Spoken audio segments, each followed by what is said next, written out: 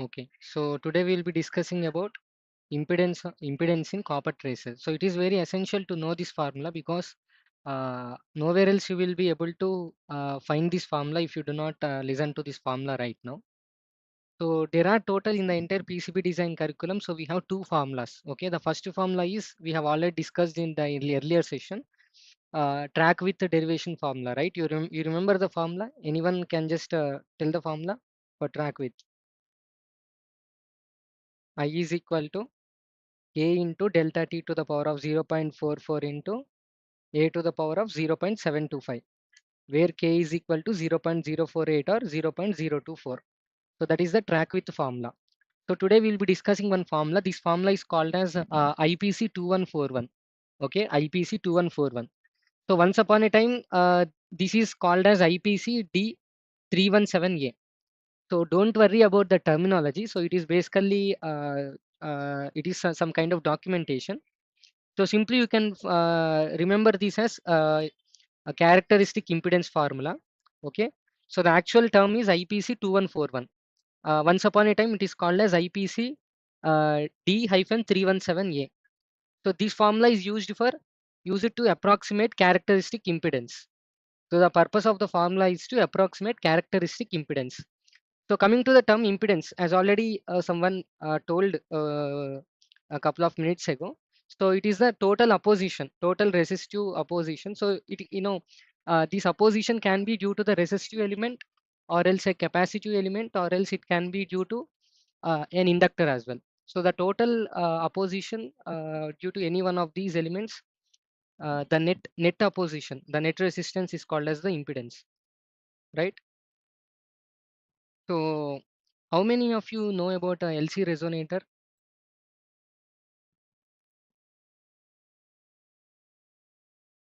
Yeah, you know about LC resonator, right? At least I think this is there in even something like intermediate, right? LC resonator. Yeah. So can you just tell me the term? What does resonance mean? Anyone? So resonating frequency. We usually use the term resonating frequency.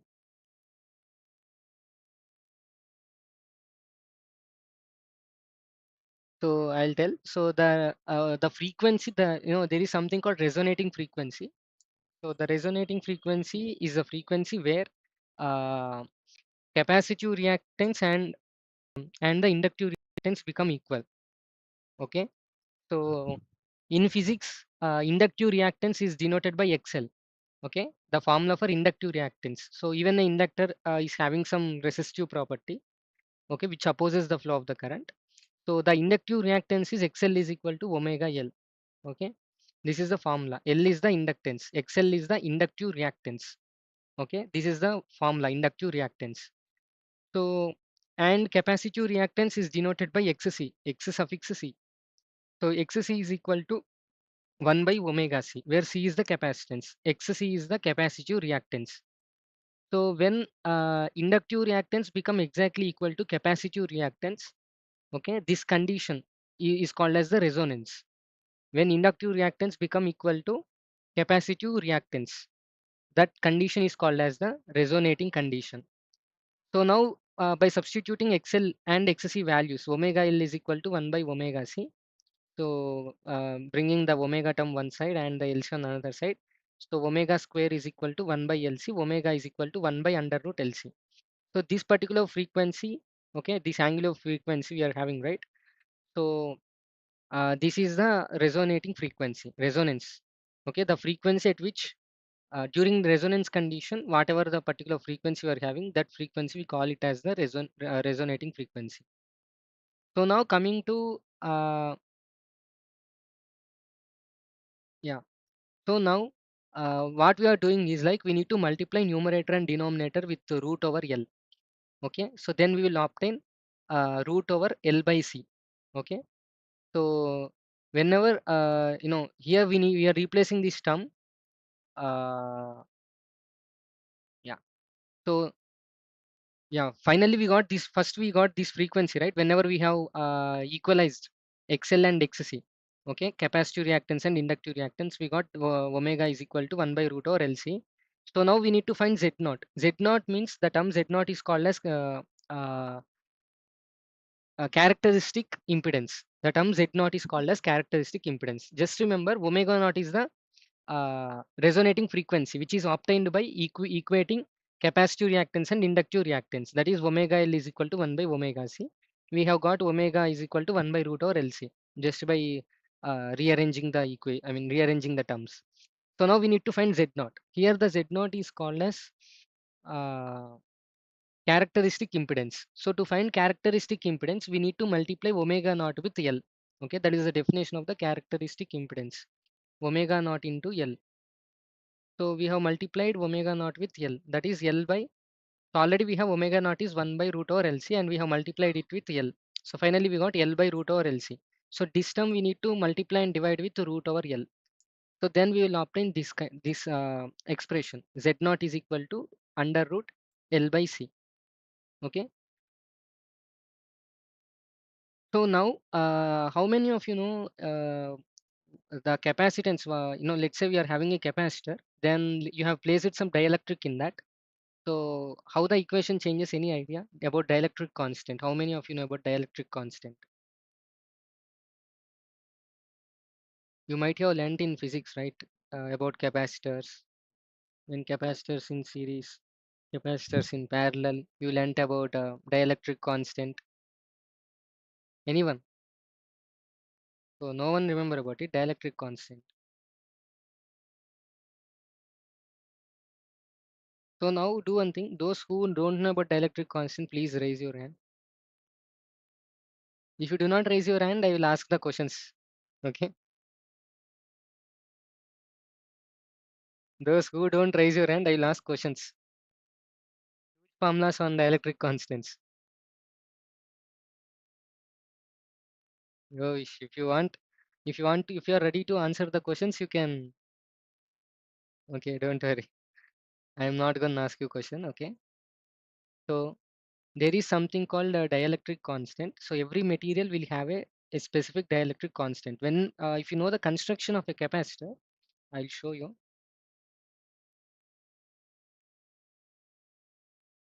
See, this is very essential to understand. There is a huge formula.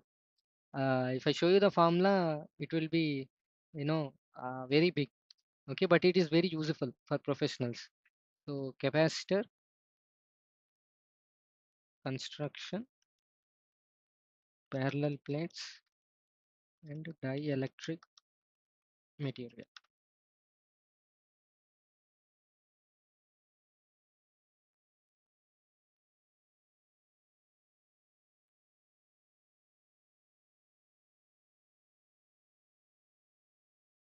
So now we are see every capacitor.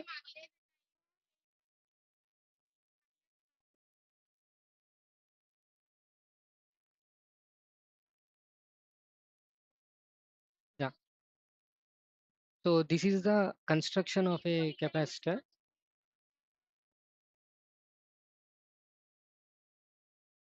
Yeah, this is the construction of capacitor. If you just observe, it is having two plates, right? This is plate 1 and plate 2. And these two plates are separated by one medium. Okay, this particular medium is called as dielectric medium. So every dielectric medium, even air is also one kind of dielectric material. If there's no substance in between, if there's an air is also considered as a dielectric material. So every capacitor is constructed with two different plates. We call it as parallel plate capacitor. Okay, whatever by default, whatever the capacitors that we are using, so they are basically parallel plate capacitors. So that means internally in a capacitor, if you look the structure, there will be two plates separated by a dielectric medium. So this every dielectric medium, including air, is having a dielectric constant. Okay, I will show you about dielectric constant as well. Because if you know about this, then only we can derive that formula. Dielectric constant.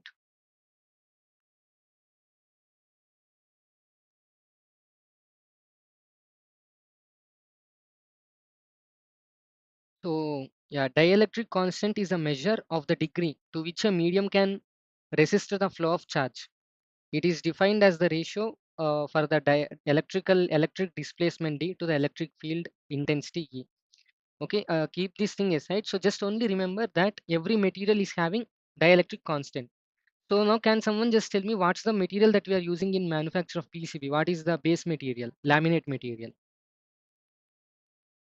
Laminate material.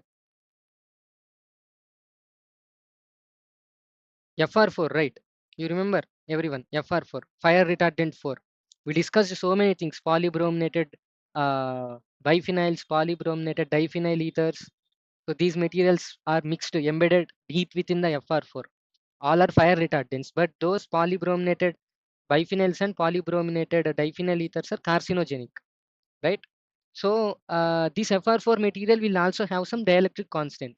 See, just assume that you have a let's assume that you have a FR4 laminate material. On one side you are having a copper track, isn't it? So on the another side you are having a copper track. So isn't it forming a capacitor? Because you are having two plates, right? Copper plates on either side. In between you have a laminate material. So isn't it forming a capacitor? Right? It is a capacitor. How many of you think? Because I have shown you the capacitor construction. So in the capacitor construction, we are having parallel plate. I mean, this is one plate and this is another plate in between separated by a dielectric medium. So FR4 can also have a dielectric constant, right? So that means every copper track will have some capacitance. Every copper trace that we are drawing on the surface of a PCB, so every trace can also have some capacitance. So whenever there's any dielectric material, so usually we write a capacitor, capacitance with the symbol C, right? But if you are having a dielectric material, C should be written as K into C naught. Okay, that is a formula actually. So generally there's a formula C is equal to K into C naught. So whenever there's any material, whenever you just place any dielectric material, see K, the value of K per air is 1. So that's why if there is no material, let's say if there is no FR4 material, then simply you can write L by C. Already we have obtained the expression that Z naught equal to under root L by C. But here C, we should not write directly C, because if there's only air, then we can write C. But here there's no air, right? We are having a material, so which is FR4. So FR4 will also have some dielectric constant. So whenever there's any dielectric material present in between parallel plated capacitor, then the value of C should be written as K into C. So that's the thing. So many of you have seen the letter K has been added before C, maybe sometimes in physics. So usually K value is taken as 1 if you are having air as the material, dielectric medium in between the parallel plated capacitor. But here it's not air, it's FR4 material. So that's why we have replaced the letter C with K into C naught. Because if I directly tell you that you can replace C with K into C naught, you may get confused. How this new term, how this K has come, and how this C is changed to K into C naught. So K is the value of K is 1 if you are taking air. So that's why in many problems we worked on physics, we might have directly worked with the symbol C. But if you are having a dielectric material, K should be added. It should be multiplied with K. The capacitance, let's say you are having a parallel plated capacitor. If you place any dielectric material, the same capacitance will be multiplied, get doubled. The capacitance value get multiplied with its dielectric constant. The final effective capacitance will become K into K times the actual capacitance. If you place any dielectric material of having dielectric constant K, so the initial capacitance, if it is initial capacitance, if we just assume it as C, so the final effective capacitance will become K times multiplied with the initial capacitance after placing the dielectric constant. So this is the thing which is behind this equation. So finally we obtained the equation Z naught equal to under root L by K into C naught. So from this I can write, see K and Xpila both are used to indicate the same thing. Okay, both are used to indicate the same thing, dielectric constant. It's a different notation, different way of representation. That's it. So from this equation, I can write Z naught is directly proportional to 1 by under root dielectric constant. Here instead of K, I have represented with X pillar. Both are same. You can even write K as well. Okay. So we have obtained the proportionality, that is Z naught is directly proportional to 1 by under root X pillar, because we are having one more quiz session. In that, these all questions may be asked. So the characteristic impedance is proportional to the question may like the characteristic impedance is proportional to option A, directly proportional to dielectric constant, inversely proportional to dielectric constant, directly proportional to square root of x p naught, or directly proportional to 1 by under root 1 by under root square root of x p. So like this questions may be asked. So that's why I'm telling you characteristic impedance is directly proportional to 1 by under root x p, or else you can say z naught is characteristic impedance is inversely proportional to square root of dielectric constant. So now scientists have worked, they did lot of experimentations to remove this proportionality and to put equal to sign. So you might say if you remove the proportionality, again we will obtain the same equation, but actually that's not the case. So there is so many signs behind that. So they did lot of experimentations. So finally found that it is not just not only z naught is directly proportional to 1 by root x p, but it is actually directly proportional to 87 by under root x p plus 1.41.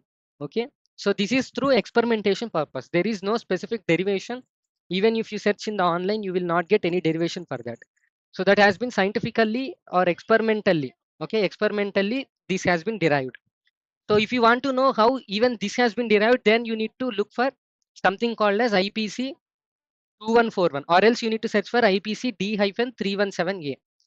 Okay, so I'm just presenting you the essence of the entire IPC 2141. So if you directly go into IPC 2141, it would be a huge documentation that you even won't understand a single point on that. So that's why I'm just giving you the essence, something like a fruit out of the IPC 2141. Okay, so just only understand, try to understand whatever I'm telling. There is no need to explore even in detail how this expression has been derived. Okay, so z naught is directly proportional to 87 by under root dielectric constant plus 1.41. So finally we have obtained this equation, right?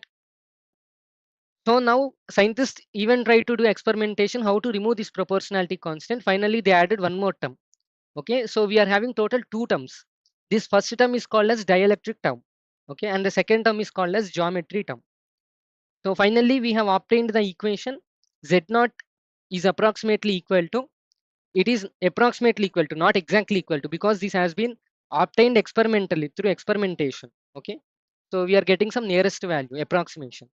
So z naught is approximately equal to 87 by under root x p law plus 1.41 into natural logarithm of 5.98 into h by 0.8 times of width plus thickness. So this total formula is called as characteristic impedance formula.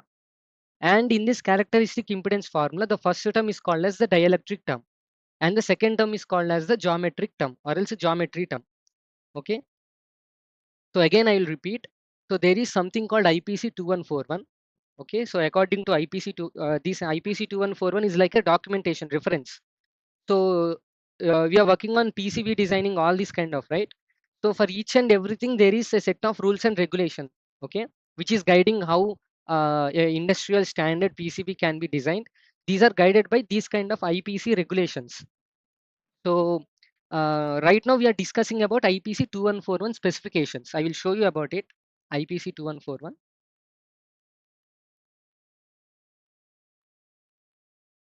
See, whenever I just type IPC 2141, the first thing I got is IPC 2141 trace impedance calculator.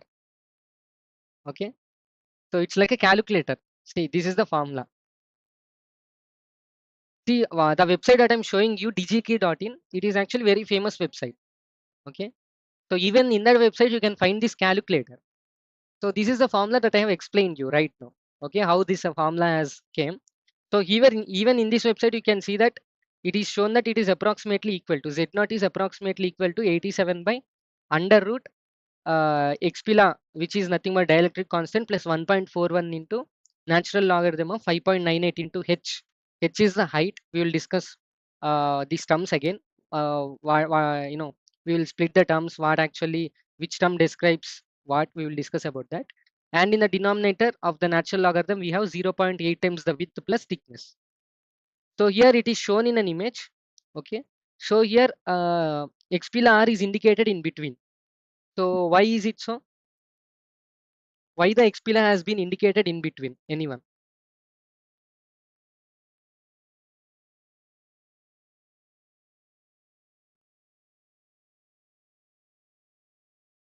Why the XP law is indicated in between? Anyone?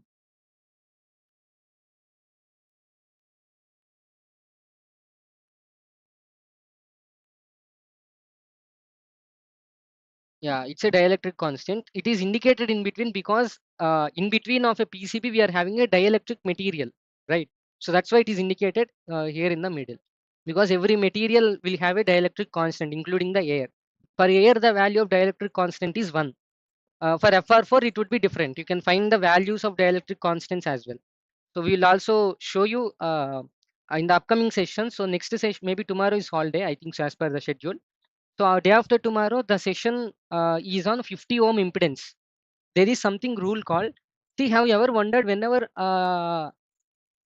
some data transmission is happening, let's say from between your USB with your laptop, right? Or else maybe any other some devices like a hard drive or something like that. So always when data transmission happen, there is something called there is some specifications for high speed data transmissions. So usually most of the data transmissions happen at low speed, right? Because always whenever we buy some cheaper module, they do on them data transmission happens slowly. So the rate of data transmission would be very high. So if you want high data transmission rails, then you need to follow some technical specifications which are provided in the IPC 2141 specification. So that specific document tells you what kind of things to be incorporated in designing a PCB, especially while you are doing the copper tracing or routing, while you are preparing the copper traces or during the routing section. So if you follow those kind of principles, rules and regulation, then you will be able to design high speed data transmission rails. So this impedance must be taken into consideration if you are working on data transmission rails. So I already told you in the initial session that on a PCB, we majorly find two different kinds of copper traces, right? So one belonging to the power supply. It could be either VCC or ground. So one category is power transmission rail and another one is data transmission rail. So there are total two different types of rails, in the sense copper traces on the PCB. One is related to the power supply and another one, another part is considered, they are more focused on data transmission. So now these impedance is mostly we are focusing on data transmission rails, not about the power supply related rails. Even for power supply rails also you need to take impedance into consideration. There are some max threshold impedances range, so it should be within the range, it should not go beyond. But here we are more concentrated on data transmission rails. So there is something called 50 ohm impedance rule which we will be discussing in the next session. So in that session whatever the Z0 formula that we have derived today. So usually whenever we are working on high speed transmission rails, data transmission rails, we need to make sure that the Z0 is becoming very close or equal to 50 ohms. Okay. If it is equal to 50 ohms, then the data transmission would be very fast. So why it is so? All these things we will discuss. Why, how it is happening, what's the internal process going on. These things we will discuss in the next session with the help of a PPT.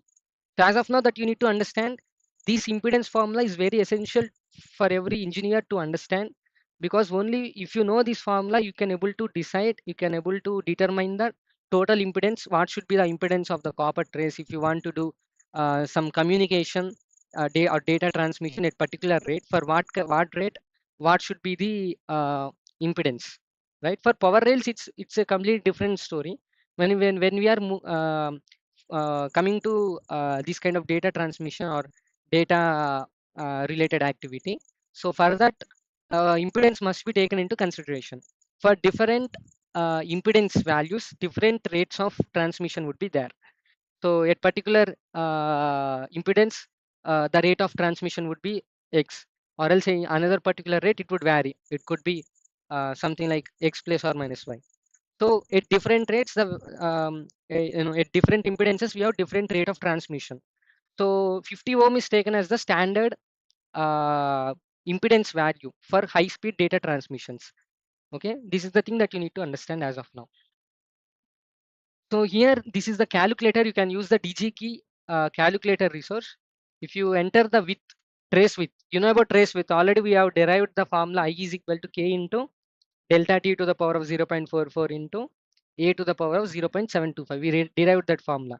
Based on that formula, you will be, you are basically determining the width of a PCB, I mean width of a copper trace with the help by taking two parameters, current and area, sorry, current and temperature.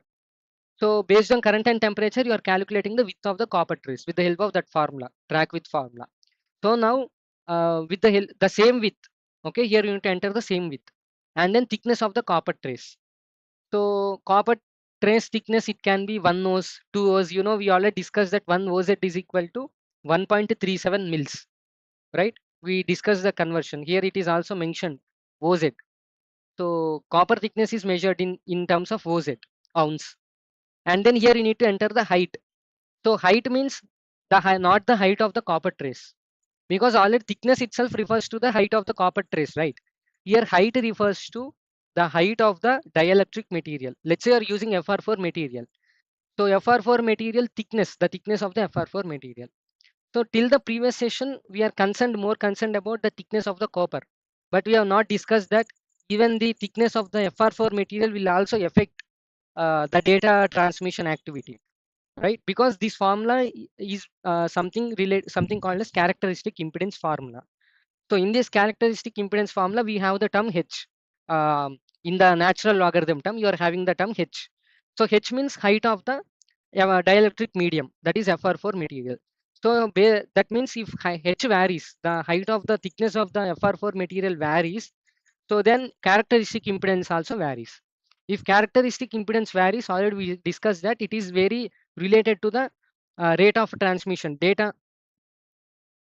It is more related to the data transmission, right? So if in characteristic impedance varies, the rate of data transmission may also vary. So from this now we need to conclude that not only thickness of the copper trace, but also the height of the FR4 material also plays an important role in the construction or manufacture of the PCB. Okay, so up to here everything is clear. Everything is clear. So Sri Krishna can just summarize. Don't not about the derivation. So what's the relation, like how what's the importance of the height of the FR4 material or else the laminate material? So if it varies, what kind of effects can we observe in PCB?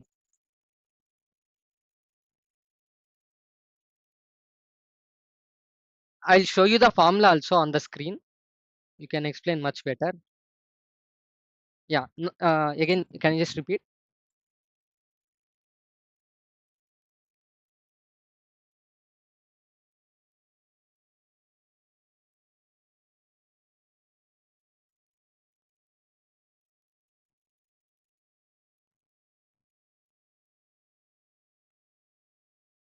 Yeah. Right.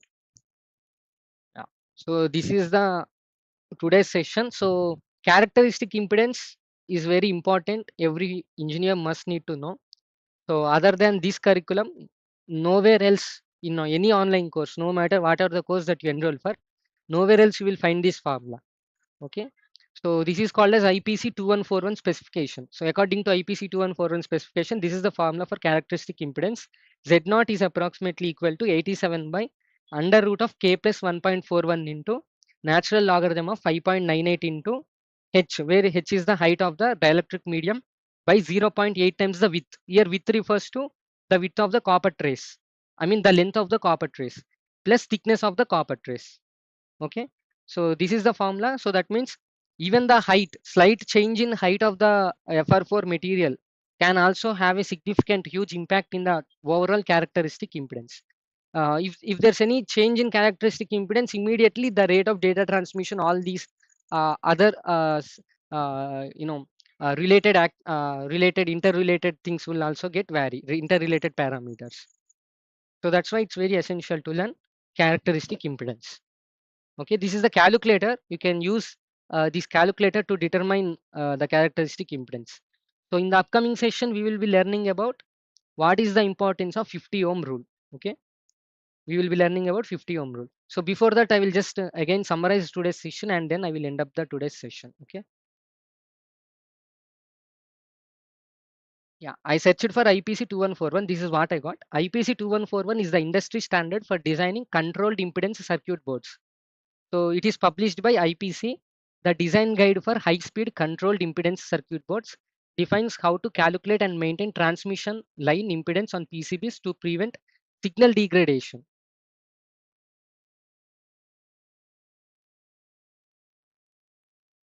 Yeah, here you can find the target impedance.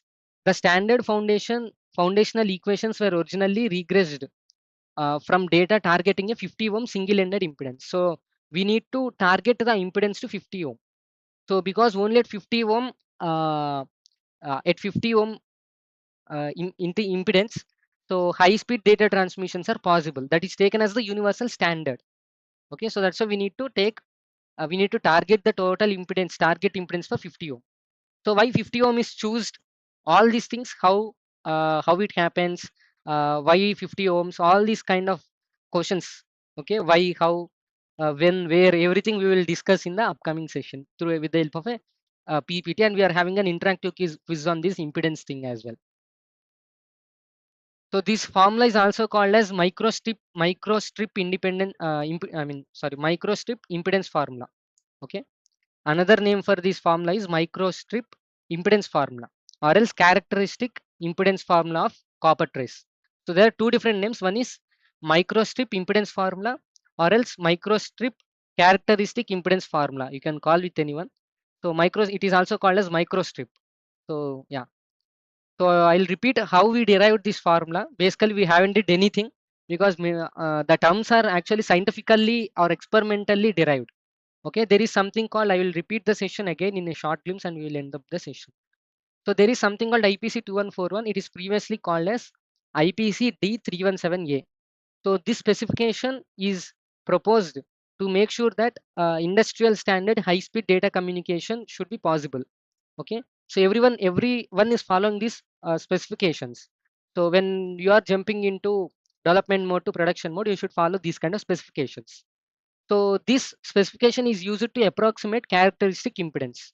So impedance means it's like the total resistance, total oppositive force. Okay, total opposition to electrical current. So every copper trace is acting as something like a LC resonator. So every copper trace is having some capacitance. Why it is having capacitance? We know the construction of a parallel plate capacitor.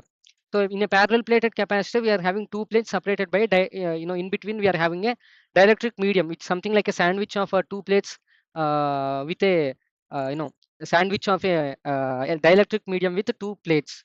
Right. Similarly, here we are having two copper traces on one side, and on another side we are having copper trace, and in between we are having a dielectric medium because Fr for every material will also have some dielectric constant. So Fr4 material will also have some dielectric constant. It's acting like a dielectric material. So this totally forms something like a capacitor structure. So that's why every copper trace will also have some capacitance. So not only this analogy, even there are other analogies as well. Even if there's no dielectric material inside, it will still having every material will have some resistance, some inductance, some capacitance. Okay. So usually any conductive material if you take. So here it is having some capacitance as well as it will have some inductance as well. So when it comes to resonance, so resonance is a condition where capacitive reactance exactly become equal to inductive reactance. So that is XL is equal to XC. So the formula for XL is omega into L. Okay, and formula for capacitive reactance is 1 by omega C. So when omega L is equal to 1 by omega C, that condition we call it as the resonance condition. So first we need to calculate the resonant frequency. So resonant frequency is the frequency when the when the capacitive reactance exactly become equal to inductive reactance. During that condition, you can do a graphical experimentation. You can plot the XL and XC values. So when XL become XC during that exact that position, if you calculate the frequency, so that frequency we call it as the resonant frequency. So that frequency omega naught is equal to 1 by root LC. So now we need to calculate the characteristic impedance. So the formula for characteristic impedance is Z naught is equal to omega naught into L. So where omega naught is the resonant frequency, Z naught is called as the characteristic impedance. So Z naught is equal to omega naught into L, where omega naught is 1 by LC. So now we are having a equation. Uh, that is Z naught is equal to L by under root LC. Now we need to multiply numerator and denominator with under root L. So then we will obtain an expression that is Z naught is equal to under root L by C. So here C is written as K into C naught, because by default for air dielectric constant is 1. For other materials dielectric constant could be different. So yeah, if you take any parallel plated capacitor where air is acting as a dielectric medium, let's say for that the capacitance is C, then if you place some dielectric material inside in between those parallel plates, then the capacitance would become, the final effective capacitance would become K into the original capacitance. So based on that, here we are having FR4 material, not air, right? So that's why we need to replace the term C with K times the original value. So that's why we have written K into C naught, or else K into C you can assume. Okay. So finally, from this expression, we can understand that Z naught is directly proportional to 1 by under root K, or else 1 by under root X P. But this is due to some experimentations and scientific procedure, it is found that it is not only just equal to 1 by under root K, but it is actually something like 87 by it's like an error correction. So 87 by under root K plus 1.41. And finally, to remove the proportionality, they added one more term. The first term, whatever we discussed right now, 87 by under root K plus 1.41, that is known as the dielectric term. And the another term is natural logarithm of 5.98 into h by 0.8 times the width plus thickness. That is called as geometric term. So we are having two different terms. One is dielectric term and the geometric term. So finally, we have obtained the characteristic impedance formula. So from this, we derived one important observation, that in the characteristic impedance formula, in the natural logarithm, we are having the symbol h. H means height of the dielectric medium. So that is FR4 material. So till today we discussed that the thickness of the copper, width of the copper. We have a separate session, mathematical session, right, where we we presented few real-time applications of using track with derivation formula. So here from this we can understand that from this session, even the height of the laminate material, the base material FR4, it is also having huge impact in the overall impedance. So if the impedance changes, then the rate of data transmission, all this will also change. So this is dependent upon the height of the laminate material, right? So I hope today's session is clear. Yeah. So in the next 2 minutes or 2 or 3 minutes, I will be taking questions from you, because I am also running out of battery. So if you have any questions, you can raise your hand, or else you can directly unmute yourself and you can ask questions. Yeah, please.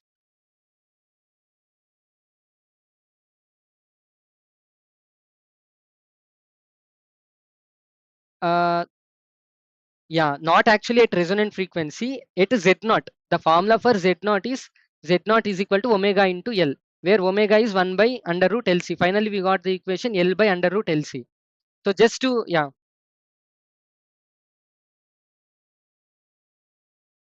See, we are not having the 1 by under root LC. We are having the L by under root LC.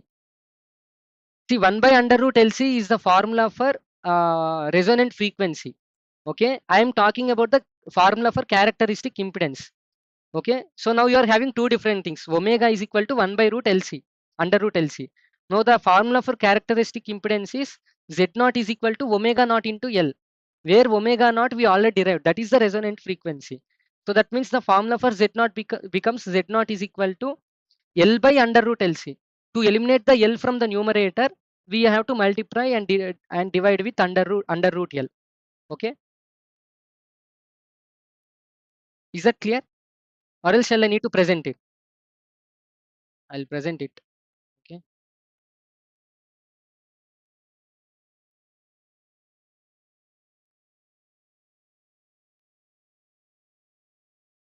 See, this is the formula for omega naught, which is the resonant frequency. But Z naught formula is omega naught into L, where omega naught is 1 by root LC.